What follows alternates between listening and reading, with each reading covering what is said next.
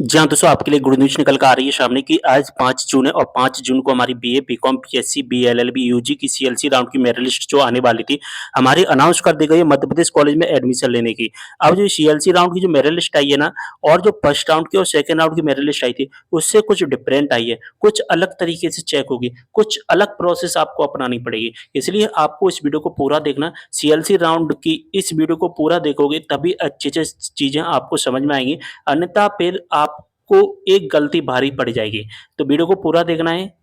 सबसे पहले इसकी ऑफिशियल वेबसाइट पर आ जाना, लॉगिन का बटन दिखाई देगा, स्टूडेंट का ऑप्शन आ जाएगा, स्टूडेंट पर क्लिक कर देना है।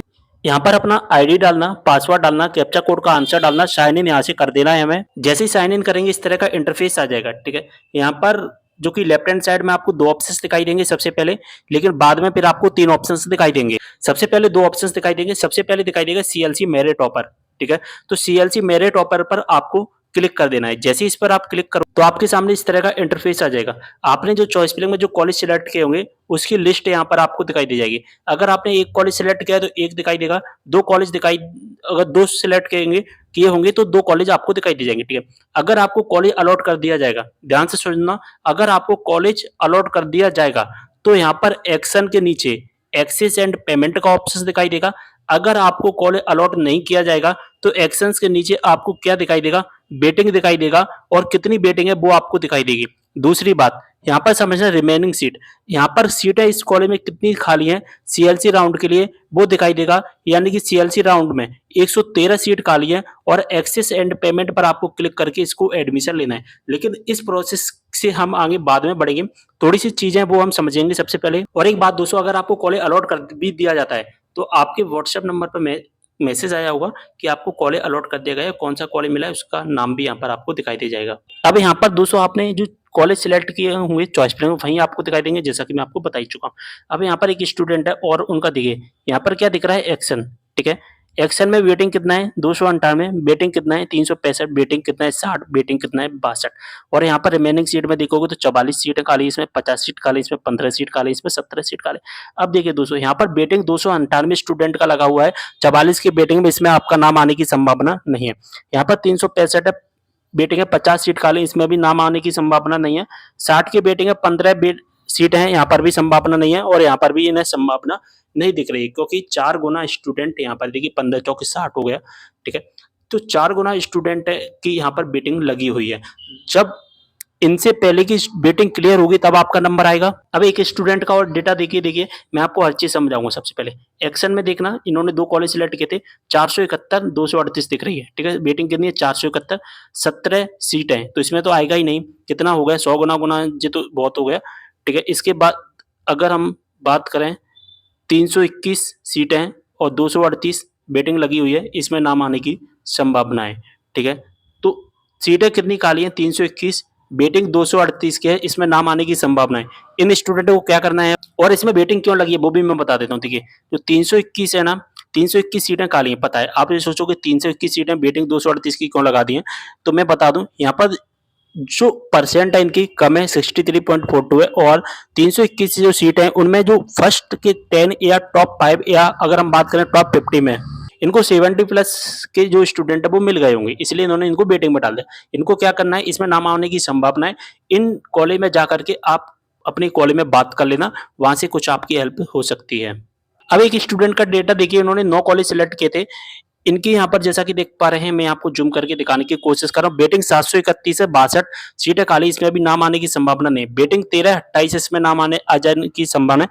वेटिंग 36 81 सीटें खाली, यहाँ पर नाम आने की संभावना। वेटिंग 29 14 सीटें, यहाँ पर भी एक तरह से संभावना रखी गई है।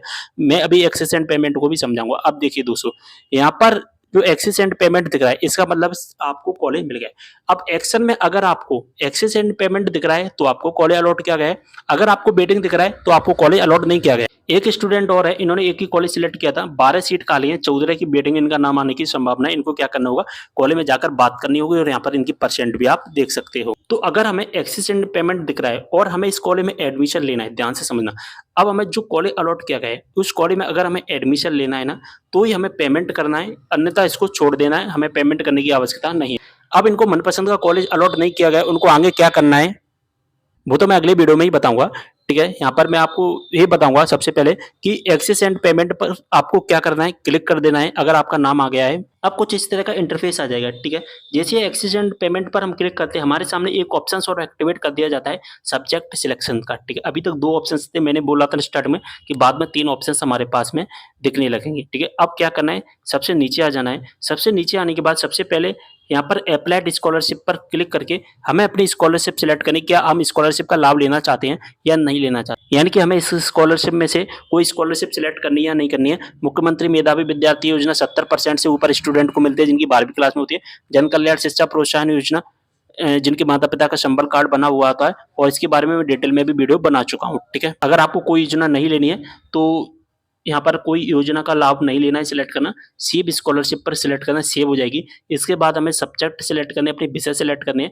मेजर यहाँ पर बाय डिफ़ॉल्ट सिलेक्ट रहेगा, एमडीसी यहाँ पर सिलेक्ट करना होगा। मेजर से यहाँ पर माइनर नहीं दिखाई दे रहा है, माइनर इसलिए नहीं दिखाई दे रहा है क्योंकि इनके कॉलेज वालों ने माइनर को ऐड नहीं किया है, तो माइनर नहीं दिख रहा है तो हमें कॉलेज से बात करनी पड़ेगी, या अगर नहीं दिख रहा है तो हम यहाँ पर पेमेंट भी कर देंगे ना, तो कोई दिक्कत वाली बात नहीं है। एमडीसी यहाँ पर सिलेक्ट कर लेना, वोकेशनल सिलेक्ट कर लेना, पीडब्ल्यू सिलेक्ट कर लेना है और इसके बाद पेमेंट का ऑप्शन दिखाई देगा, पेमेंट पर क्लिक करना है और जो भी पेमेंट दिख रहा है वो हमें पेमेंट करना पड़ेगा। जैसा कि देख पा रहे हैं टोटल पेमेंट 1684 है। वैसे हमारे कॉलेज का फीस 1584, 100 रुपये नामांकन का चार्ज लग रहा है। और एक बात याद रखना, जिनकी फीस 5000 रुपये या 5000 रुपये से कम है तो उनको तो पूरी फीस एक बार में ही देनी पड़ेगी। लेकिन जिन कॉलेज की फीस 5000 से ऊपर जैसे कि 6000 रुपये है, तो यहाँ पर स्टार्टिंग में कितना जमा करना पड़ेगा, 500 रुपये जमा करना पड़ेगा। बाकी का जो 1000 रुपये बचता है वो बाद में आपको देना पड़ेगा जब आप अपने कॉलेज में डॉक्यूमेंट जमा करेंगे। साथ ही 5000 के साथ में नामांकन फीस भी जो भी होगी आपके कॉलेज की अलग-अलग होती है। सॉरी, यूनिवर्सिटीज़ वाइज़ होती है फीस। तो यूनिवर्सिटीज़ वाइज़ किसी की 100 हो सकती है, किसी की 500 भी हो सकती है, किसी की 750 भी हो सकती है। वो फीस यहाँ पर आपको देनी पड़ेगी। तो सारी चीज़ आपको समझ में आ गई होगी अच्छे से अब। तो आपको सारी इन्फॉर्मेशन समझ में आ गई होगी। आपको एक बार मैं हाइलाइट कर देता हूँ आपको कुछ चीज़ें। देखिए दोस्तों, अगर हमने सीएलसी राउंड में पार्टिसिपेट किया है तो अभी तक जो फर्स्ट राउंड की मेरिट लिस्ट आई थी और सेकंड राउंड की मेरिट लिस्ट आई थी, उससे मेरिट लिस्ट आई है वो डिफरेंट आई है, क्योंकि फर्स्ट एंड सेकंड राउंड की मेरिट लिस्ट में हमें वेटिंग नहीं देखने को मिल रहा था, हमें डायरेक्ट कॉलेज अलॉट किया जा रहा था। लेकिन फर्स्ट एंड सेकंड राउंड की मेरिट लिस्ट में हमें वेटिंग लिस्ट भी देखने को मिलेगी। तो वेटिंग लिस्ट देखने को मिलेगी, इसका मतलब है कि हमारी जो मेरिट लिस्ट है डेली अपडेट होगी। जैसे कि किसी की वेटिंग लिस्ट 50 है और सीट उसमें 60 खाली हैं, तो 10 का डिफरेंट आ रहा है यहाँ पर, ठीक है। अब यहाँ पर जैसे ही 50 स्टूडेंट यहाँ पर जो फीस भरते जाएंगे, यहाँ पर वेटिंग क्लियर होती जाएगी धीरे धीरे, ठीक है। और जो फीस नहीं भरेगा उनको वेटिंग में उनका नाम हट जाएगा। तो जिनका नाम आ गया है वो पेमेंट कर देना, जिनका नाम नहीं आया है वो डेली मेरिट लिस्ट चेक करना, ठीक है। ऐसा नहीं कि एक दिन में ही 100 बार कर रहे हैं, ऐसा नहीं करना है। आज आपने मेरिट लिस्ट चेक कर ली, फिर दूसरे दिन चेक कर लेना, फिर तीसरे दिन चेक कर लेना, फिर चौथे दिन चेक कर लेना। और ऐसे स्टूडेंट बहुत सारे होते हैं, जैसे कि 50 स्टूडेंट हैं, ठीक है। 50 स्टूडेंट है, 50 में से मान के चलिए 10 स्टूडेंट है जिनको पसंद का कॉलेज अलॉट नहीं किया गया, तो उन्होंने क्या किया, अपना कॉलेज डिलीट कर दिया, ठीक है। डिलीट कर दिया यानी कि उनको एडमिशन ही नहीं लेना है, तो वे जो 10 की जो बचेगी सीट वो उसमें नाम आ सकता है। बात समझ में आ गई आपको? तो एक बार और बता देता हूँ, अगर आपको कॉलेज अलॉट कर दिया जाता है तो फिर आपको एक्शन के नीचे एक्सेस एंड पेमेंट का ऑप्शन दिखाई देगा।